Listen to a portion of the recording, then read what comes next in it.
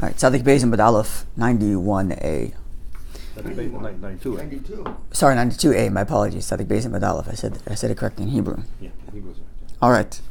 So the Gemara is in the middle of a discussion about one who studies lots of Torah, perhaps, or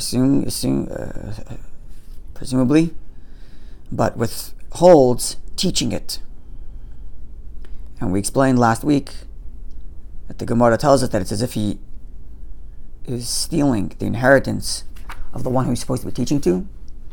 And we explained the verse, the Gemara tells us that this inheritance doesn't just come from Sinai, but comes from pre-creation. And we suggested that perhaps this is because the fulfillment of the Jew's purpose is not just individualized to him, but actually the purpose of the entire creation rests upon him. And thus withholding teaching Torah to the next generation is not just withholding that individual's inheritance, which it is, but by extension, he's withholding the world's fulfillment, the fulfillment for which Hashem created the entire world. So along that, the Gemara now, and then the Gemara wanted to say that if he does that, then there are even the fetus in the mother's womb curse him for withholding Torah from his students. That's how bad it is that even children who haven't been born yet are looking at him and saying, I'm about to come to the world to fulfill my purpose, and here you are withholding it. And they're also taught the Torah, so they're really missing. And that's right, the fetus are taught the Torah in the womb, and they're expecting teachers to reteach it to them when they come out, and here this person's holding back. And now the Gemara, where are we? Ula. So it's 4 lines down from the top of the page, so the Beis Amud Aleph, 92a. Second to last word is Ula. So it's another understanding as to what the, quote, curse is to this person who, or the punishment for the one who withholds teaching Torah. Ula bar Yishmael, Ula son of Yishmael, Omer said, Menakvan oisai ki kivra. He is punctured like a sieve, like a sifter full of holes. And he explains how is that. The verse states here, Yikavu la'um, the verse that was quoted earlier, which was Marnea bar, one who withholds bar, which we explained was Torah. Yikavu is cursed. We explained that the word Yikavu means cursed, la'um, by the nations. And we explained that nations, la'um, means a fetus, because the fetuses in Rivka's womb are called la'um. Here the Gemara is giving a different interpretation to the word Yikavu. Yikavu, which we translate to mean curse, can also mean to make a nekef, to make a hole, to puncture. And he explains. Siv Hasam, it says elsewhere, Yikav chur bedaltai. That's how you pronounce the word, daltai? Yeah. Bedaltai. Which is puncture holes in his covering, or his gate, his entranceway. The point being that the word vayikav means to puncture.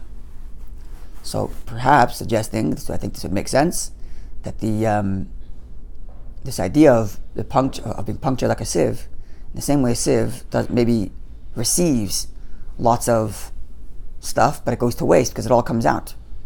So here too, this person, he may have received lots of Torah, but it's kind of wasted, in that it isn't being taught to the next generation. Perhaps. There's a mission like that in Perek Chelek. Which one's that? One where it says like it could be like flour going through a sieve. Oh, the student. Yeah. The student who's like who doesn't retain the proper information. Yeah. Here he's talking about the teacher. Yeah. That the teacher is withholding from teaching, and therefore he's like he gets cursed like the sieve. Is there a famous rabbi who was considered his knowledge was there's a teacher who was praised. Yeah. Nothing. In last week's Perek Chelek, where someone was praised as being the one who doesn't lose anything. Yeah, but here Was it? one of the perhaps, but this is I think one of the students of Rabbi Yochanan Zakkai, one of the 5 students. But at any rate, that's all talking about the student. Here it's talking about the teacher who withholds information, and that his curse is he's punctured like a sieve. And I'm suggesting it's perhaps because just like the sieve may receive stuff, but it loses it because it loses it because of all the holes. So likewise, this teacher, it's like his Torah is going to waste because he's not teaching it. Or perhaps even deeper, as a punishment, he actually loses his Torah. That's He loses his Torah, given that he's not sharing it. Perhaps. It seeps out. seeps out. Like It the seeps seed. out. Abaye says, Deceive. Ki uchla Deceive. the katzri. This is like what do they call those things? Where you pour water out of those and it has a bunch of holes, like the shower head. Where you have a bucket of water, and at the top you have a shower head, you pour it, and it comes out in a sprinkle. Mm-hmm. What's that called? Sprinkler. Anyway, the point is that it's a similar idea where you puncture the, where you make punctures in the top, in the spout, and the water comes out to plant. Yeah, when you water flowers. You water flowers with this, with a, Here it's talking about laundry, but same idea. I'm sorry, laundry. Yeah, but here it's laundry, not Same thing. concept. Same point. Well, what's interesting though is that the Gemara gives two options. One's like a sieve and one's like this. What's the difference? Why two? If the point is he's punctured, what's the difference? I'm asking. I'm not suggesting. I mean, I can see some associations. Torah is referred to both as Torah is first of all is referred to as water. Well, fountain. Yeah, so he loses his water, loses his Torah. You also have this idea of in Kemach and Torah. If there's no flour, if there's no sustenance, there's no Torah. And here he's losing his sustenance. So maybe that's what it means. Maybe the first one means where he loses his flour, where he's punctured like a sieve, which is usually associated with flour, means he loses his livelihood, or being punctured like a hole, like this laundry sprinkler, means he loses his water, he loses his Torah. Well, the well's running dry. The well's running dry. Yeah, I don't know, but the Gemara gives two different options as to how he's punctured. One or two different opinions. One that he's punctured like a sieve, and one that he's punctured like a sprinkler. And of course, the floors are open for interpretation as to what that means. Why specifically these two things? Okay. Now, if he does teach Torah, so now it's the opposite. He doesn't withhold the Torah. On the contrary, he's teaching it. So, Maschar, what's his reward? Amar Rava says, Amar Rav Sheshes, name Rav Sheshes, Zoicha l'berachos ki Yosef. He gets to receive all the brachas of Yosef. How's that? Shenemar, the verse reads, the same verse which says, same verse which we quoted earlier from Mishlei, which said, Manea bar yikavu la'oim, that the one who withholds bar, which is Torah, is cursed like the nations. And we explained either that means fetus is cursed him, or yikavu as in punctured. The same verse concludes, Ubracha l'reish masbir, and there's blessings on the head of the sustainer. That's what masbir means, the sustainer. So he's blessed as a sustainer if he does teach. If he withholds, cursed. If he teaches, he's a sustainer, he gets blessings. But which blessings? So the Gemara is making a word association in that the blessing here is referred to for being a sustainer. So let's look elsewhere. Who's called the sustainer? The Ein Masber Ela Yosef. And Yosef is the ultimate sustainer. Shenemar, as the verse reads, Yosef and Yosef hu hashalat al aretz. Yosef was the ruler of the land. Hu hamasber l'chalam aretz. He was the sustainer of all the people of the earth. In that he stored up food and then fed everybody. So to the teacher stores up Torah and teaches it to others.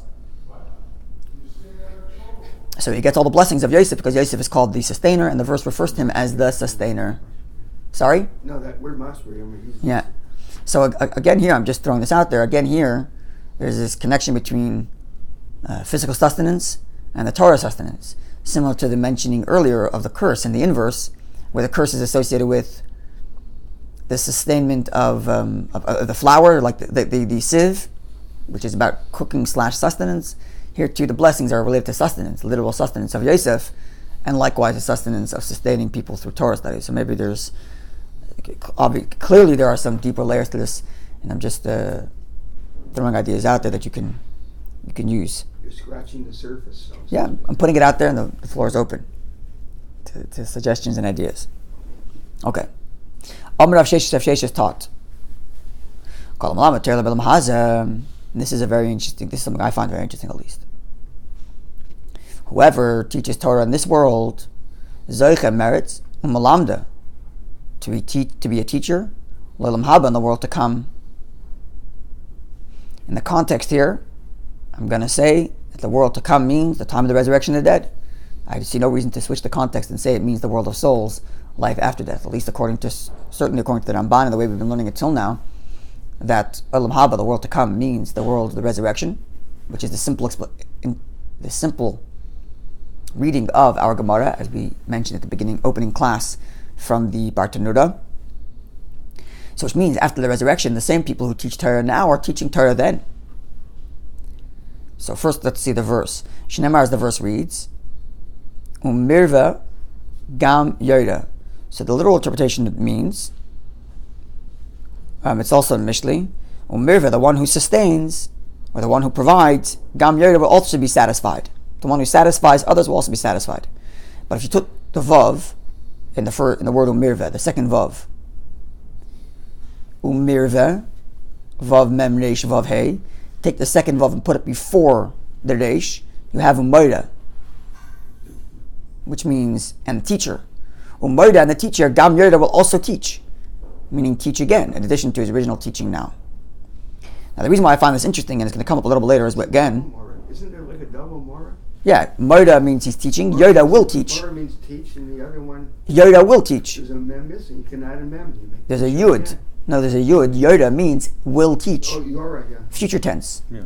So the teacher will teach again, thus implying that he's teaching now, and he's teaching again in the world to Oh, come. I see what you're saying. Teach. You change the letters of the ratio. That's the second interpretation of Rashi. Umoira, You take instead the of word, Moira. as I said, you take the word, to take the second vav and put it before the resh, you get, instead of mirva, you get Moira, the teacher. You can keep the same vav at the beginning, just change the ratio of the vav. Umoira. That's what I said. That's what I said. The second vav gets put before the resh. That's what I said. Okay, it's a transposition. Yeah. Yeah. You can even add a mem just in front of you. You have a mem. There's no reason to add a mem anywhere. There's Umayra and the teacher, Yeah. Gam Yoda will also teach in the future tense. No reason to add a mem. Yeah, the mem's already Mem there, would make first it word. present tense. The point is future tense, Mashiach's time. Yeah. Okay, so here's why I find it interesting. Get your point, yeah. Because the verse reads, V'leikonef oid meidecha, your teachers will no longer shield you, Ki kulam yedu oisi, for all will know me. This is what the verse says about the Messianic era. That there won't be the need for teachers, because everybody's going to know God. This is what the verse says. And especially as Chassidus explains, that the reason why there are no teachers when Mashiach comes is because the reason for teachers is because the information is not readily available. So you need to have somebody who has the capacity to both retain the information and then repackage it so that the listeners can hear it. However, when Mashiach comes, when the verse says that it's not just people, when the verse says, V'ro kol basar yachtav kipi Hashem dibar, and all flesh will see. Ra'u, they will see. Kipi Hashem dibar, the word of God. So if you are seeing something, you don't need a teacher. If we're all looking at a thing, we all see it equally. No reason for teachers. This is where this explains the difference between shmiya, when you hear something, versus re'iyah, versus when you see something. When you hear a piece of information, everybody hears it differently, everybody relates it differently, and everybody understands it differently, everybody processes it differently. But when you see something, everybody sees it. The image is engraved. So when Mashiach comes, so now our relationship with Hashem is shmiya, we hear it. We hear the word of God now. So you need teachers to explain it. But when Mashiach comes and you see the word of God, no reason for teachers. Which then begs the question on this Gemara, where the Gemara says that one who teaches now becomes a teacher when Mashiach comes. So what's going on? Is there teacher or no teachers? So I've been thinking about this a little bit, and I don't necessarily have the full, complete answer, but I think I have the direction. And I'll tell you the direction I'm going, the way I'm thinking, and you're welcome to agree or disagree or whatever. We've been talking about before how this has been our path in learning our derech, our gang, in Yiddish, the gang. That the Messianic era and the resurrection included is not just compensation for the suffering we've been through, but actually the result of all the work and effort we've put in. This is how we've been understanding it till now. Of course, it's not my chiddush. This has been talked about for generations.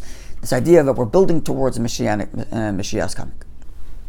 And we've already had this implication a few times, where the way in which the person lives his life now is what leads to the way in which he is resurrected. And that builds his own resurrection. So if, as we've just been saying, the ones who are withholding teaching are withholding the purpose for creation, right? As we explained before, the inheritance of the Jew is Torah from the time of creation, and we cite the verse where it says Bereshis in the beginning, and Rashi tells us from the Medrash that Beis Bereshis are two beginnings, the Torah and the Jew, and therefore all creation happened for the Torah and the Jew. So the purpose for creation, which is fulfilled in the coming of Mashiach, is built by the one who's teaching, the one who's learning, and the one who's teaching certainly Torah, then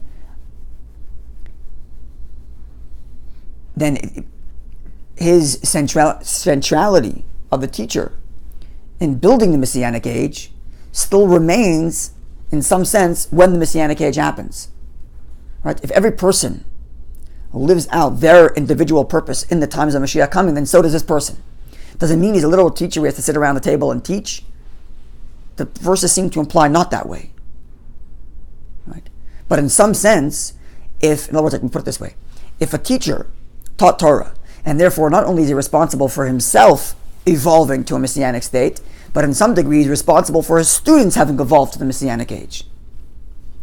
And thus the students' experience and living in the Messianic age is connected to and through the access their teacher gave them.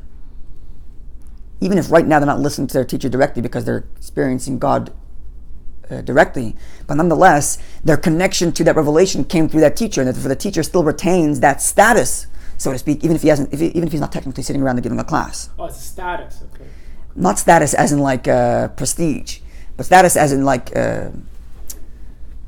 his divine positioning, or his positioning. It's hard to explain this in words. Like, what's the role of Mashiach once Mashiach comes? What's the role of Mashiach once Mashiach comes? Him himself, Mashiach. Unveil the secrets of the Torah. We're all going to see God also, right? So what's the Mashiach for? Once the revelation's there, what do you need Mashiach for? Right? The truth is that it's not simply that Mashiach ushers in the era, but Mashiach is a central point through which this era is manifest. Right? So if every Jew is taking his part in the coming of Mashiach by dint of his service of Hashem, then he also is part of that focal point from which that Messianic experience happens. So there's this kind of web of interconnectedness of Jews who taught each other and learned from each other, right? The center of that being Mashiach himself, who is the ultimate teacher of all teachers, right? There's a kind of web of interconnectedness where we're all experiencing the divine Messianic experience through each other, given our connections in this world, given our connections to each other in experiencing divine truth in this world, which is what builds up to the Messianic age. Following what I'm saying? It's a bit Kabbalistic and a bit mythical, but I hope I'm getting it clear. What do teachers do all day now? Sorry? What do teachers do all day? Yeah. When Mashiach comes, there's no teaching. I'm having a lot of They're trouble learning all with day? that. Sorry? I see it simply that some people reach the level of being seers, okay? Yeah. No, everybody sees. That's the verse. No, here's where I Quote see from the verse. Some are seers, the great teachers, whether it's Mashiach, his coterie of people around him. Then there's others who have not reached that level, and they still have. Right, but here's the problem. When Mashiach comes, the verse That says goes clearly, back to Rambam, "V'ro the idea kol." that you can Right, so but prove Mashiach comes, the verse states clearly, "V'ro kol basar," all flesh will see. There can be different levels. But there's different. Right, that's what I'm saying, and that's why I mentioned in the beginning of my question here, that the way Chassidus explains, the whole point of vision is that everybody sees the same. When it comes to hearing, But something wholly different. that's the whole. I can't hold that. Hold on a second. Hold on a It's not second. physical One thing. second. You cannot hold that. I'm saying- Yeah, I one can second. express You have to be a little more respectful to Torah here. You have to be a little more respectful. Hold on a second, please. Give me 1 second. You have to be a little more respectful to Torah here. Correct, Okay. correct, you're right. If you want to cite a source that's going to say something, that's okay. A little more respectful, right? The verse states, "V'ro kol basar yachtov," all flesh will see. The verse also states, "Lo yikanef od merecha," you will no longer need teachers, ki kulam yedu oisa, because all will know me. This is the verse speaking. This is what Torah says. No one will need teachers. But that cannot be literal. This is what the verse says. It can mean it to be interpreted, of course. That can mean you don't need teachers. Okay, for so here you're saying, here's the difference. You're taking that one not literally, and I'm taking this one not literally. What's the difference? So here's the difference, and here's very, very important. As a Jew, and as Jews learning Torah, it should be incumbent upon us to interpret Torah in such a way that it gives most Jews as much access to as much as possible. There's no reason to interpret the verse and say some Jews are going to get less. What for? You begrudge other Jews from getting more? No, but God forbid. So why not? Different levels of 1 second. people So why not? If we can, why not interpret the verses to mean that everybody gets everything? Why should we hold back from everything? Why be Manei Bar? To quote the Gemara earlier. Why Manei Bar? No, that's the job of the teacher, to bring out the higher levels of study. Okay. Because Look at that's that. Gemara, that will be like different levels in Olam Haba, closer and farther away. So it's mentioned No, I understand that. Madrigas in Olam Haba. I understand that. That's the mainstream view. That's in I Gemara. understand all of that. I understand all of Learning that. anyways, but different levels, of course. I understand all of that. I'm just stating like this. There's a Gemara, Medin, but I'm just saying like this. Medin Avas Yisrael, coming out of a place of love for every Jew, what we should do is, God doesn't need advocates, Jews need advocates. So I'm telling you. Right, so I gave you two verses here. You decided to take that verse out of, not literally, and make this one literally. I'm doing the reverse. I'm doing the reverse. So now I'm explaining. So I'm telling you how I'm understanding it. That's the reality. So here's how I'm understanding it. Everybody gets equal revelation. This is how I'm understanding it. Why not? Why not give everybody access to all of revelation? He said, why not? Based on the Gemara that we know. So now there comes the question how that works. Yeah. That's the other way. So that it's like which way is the question? Which one do you accept as face value? Which one take as question? When you have a contradiction. So I'm taking at face value that everybody Jew gets everything. So the verse says, taking pashtus like a verse. So now the Gemara says otherwise. But this Gemara, right? This Gemara doesn't say. One second. We're interpreting Gemara. The Gemara doesn't say it can be interpreted either way. And don't Joseph have some under the feet of the... Allow, please, give me a few minutes. Let me finish, and then you can make your point. But I have to look up Sukkim, I agree. Let me finish, make your point. On top of my head, I agree. Let me finish, make my point. What I'm saying is like this. When you have a contradiction between statements, one which says that everybody Jew gets everything, and one which says that Jews gets levels, it's your choice which one you want to take literally, and which one you want to interpret to be not literal. You have to look at the Meforshim. The commentaries can do that. Yeah. What I'm saying is, if we have the option, of resolving it in such a fashion that every Jew gets the highest level, why not? If we have that option, wouldn't you take it if you had the option? The commentaries don't say that. I know that. So I'm telling you that there is such thing. There's such a commentary. As this explains, every Jew gets everything. That's the whole point. And why not? No, why shouldn't we hold them back? Let me finish. Allow me to finish. Let me finish. So I am happy to accept that every Jew gets everything. Now there are statements which say that they're going to be teachers. Like this statement here, the Gemara says they're going to be teachers, implying that those get higher and lower. So I'm explaining to you that everybody gets the same level of revelation. That's the Messianic age, as the verses imply, as the verses states. Even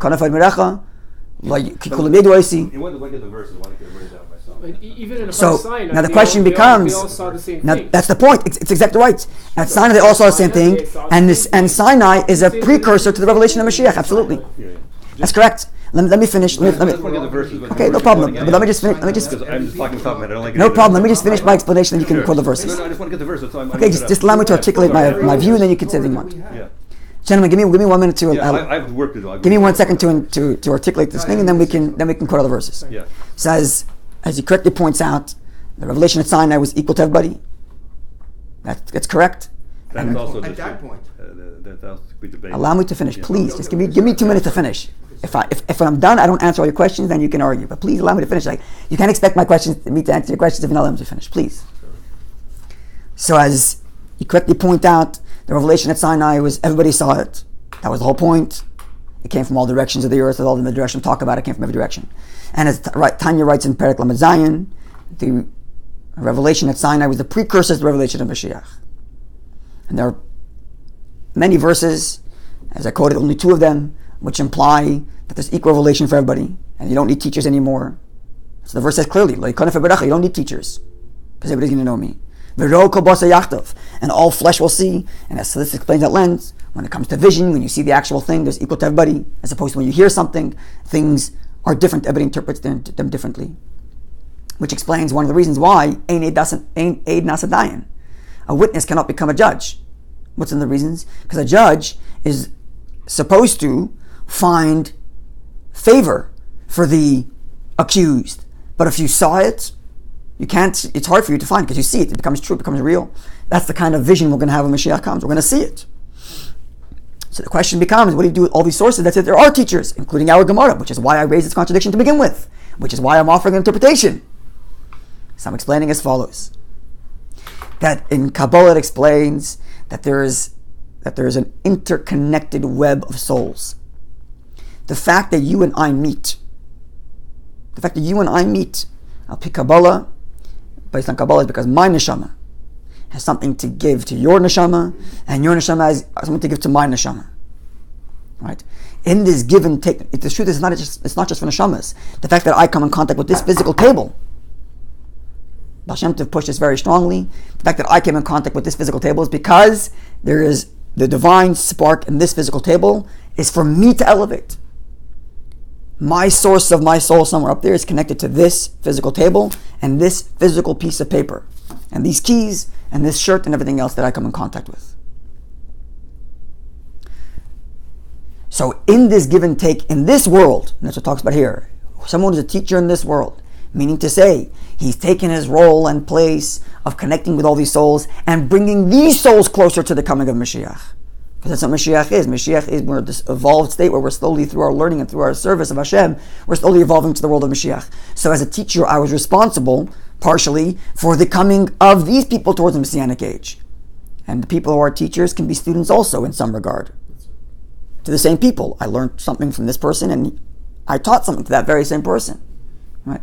So our connectedness as teacher and student in bringing us to the revelation of Mashiach still stands when Mashiach comes.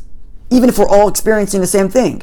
But our experience of that, which is a conglomerate of everything we've been doing, still retains the fact that you and I are connected in some way and that I gave you, you gave me. Because that's what built to this point. So it's true we all, the words of the Rambam is like this. The Rambam at the end of Hilchos Malachim, at the end of the king writes that, he quotes a different verse, which is in Molard's Deis Hashem Kamayim Machasim, that all the ocean is filled with all the world is filled with knowledge of God, the ocean covers the seabed, which is a similar kind of thing. The metaphor there is that the entire world is submerged in divinity. If the entire world is submerged in divinity, everybody experiences it equally. That's the implication. And yet, a line earlier he writes that Jews will all know the knowledge of the Creator, Kefi Das Adam, in accordance to the mind of man. That means to say, at the one hand, everybody's experiencing an equal revelation, and yet somehow it still retains the individualism of each individual person experiencing it as his individual person, even though they're all experiencing one and the same thing.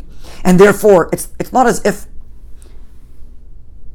not God forbid to say, it's why would I want to say that Jews don't have access to the absolute highest?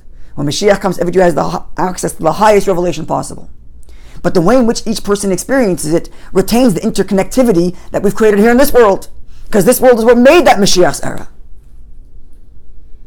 So it's not just my connection to other people that will remain in Mashiach's coming because of the teacher-student relationship, but even my connection to this table retains the Mashiach coming. Because I brought this table to Mashiach's stage. Us, sitting around this physical table, we brought this table to the Messianic age. The Messianic age is when this table expresses godliness. We made that happen through our learning. And thus this table is connected to us in Mashiach's time, as a student, as a recipient of our revealing that divine spark. And likewise it is true of teacher and student.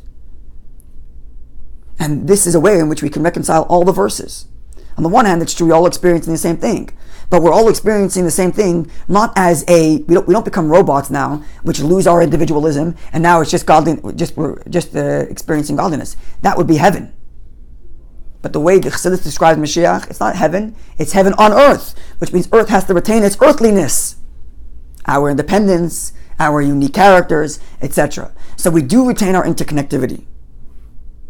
Especially the interconnectivity as teacher-student, which brought us to the state of Mashiach era, Messianic era. And yet, at the same time, we all experience the same truth. But we all experience the same truth as we built towards it. And we built towards it in teacher-student. And thus, you still retain these relationships, and yet, at the same time, we're all experiencing the same thing. I hope that was somewhat clear. I know it's a little abstract, but I hope that was somewhat clear and it kind of reconciles all the verses. Is that clear? I want to go to the verses now. The one Okay. verse like here. What's the other verse? Lo yikanef oid merecha. Lo yikanef. Lo yikanef oid merecha ki kulam yedu oisi. Lo yikanef. Lo yikanef oid merecha. So that's from the word wings. Like yikanef. Yeah, lo yikanef. Your teachers won't be like wings for you. They won't shield you, but ki kulam yedu oisi, because all will know me. Okay. To the verse. And then we'll find the verse, and then It's not because I'm well versed in all of Tanakh. It's because I Chassidus quotes it all the time when talking about Mashiach. All right, have a wonderful day. Thanks for listening, and I appreciate the give and take. It's part of learning. And God willing, more coming. There's more on this topic coming tomorrow. The Gemara is going to continue with this thing about people who retain their status in this world and Mashiach's coming. I have one question for you. Yeah. What's troubling me? where is this concept of reward and punishment? In other words, we know that in this world we're supposed to study as much Torah as possible. Yeah. When you study as much Torah as possible, yes, you take your Torah with you. Yes, you get this prophets. We know we're all going to be like prophets. We're told in one of the verses we're going to be like prophets. It's in the Chesed, we're going to be even. However, Yeah. you're going to be. What I recall is that we're at different levels. We can't be at the same level of prophecy. I just explained. So it's from reward and I just punishment explained. concept. I just explained. But you have to remember also like this. Well, why would we go through this? Let me put it this way. Like, why? I'll be honest. It bothers me a little bit when people are worried about justice for other people. Like, what about yourself? What are you worried? Is it going to hurt you? Hold on a second. Is it going to hurt you if everybody in the world gets the best possible?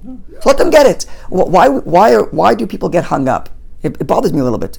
That's what I'm saying. Why are we hung up about this? So now you want to know how reward and punishment works? We can talk about that. But let's begin with the premise. The premise of the question is what's bothering me, not the explanations. The explanations we can get to. The premise of the question bothers me a little bit in that we're like, somehow justice isn't good if everybody gets rewarded. Let everybody get rewarded. Why not? Why not? And we're actually going to talk about this, the verse Kel Deus Hashem, which is why it's connected actually. I think this is why the Gemara brings it up. God willing, tomorrow we're going to quote these verses where we talk about Kel Deus Hashem, these verses about God's knowledge, and the Rambam uses that verse to talk about not speculating on other people's reward and punishment.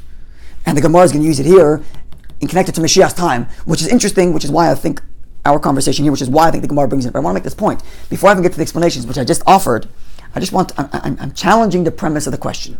Where is the question coming from? One needs to analyze this. Is the question coming from a true desire to know Torah's view?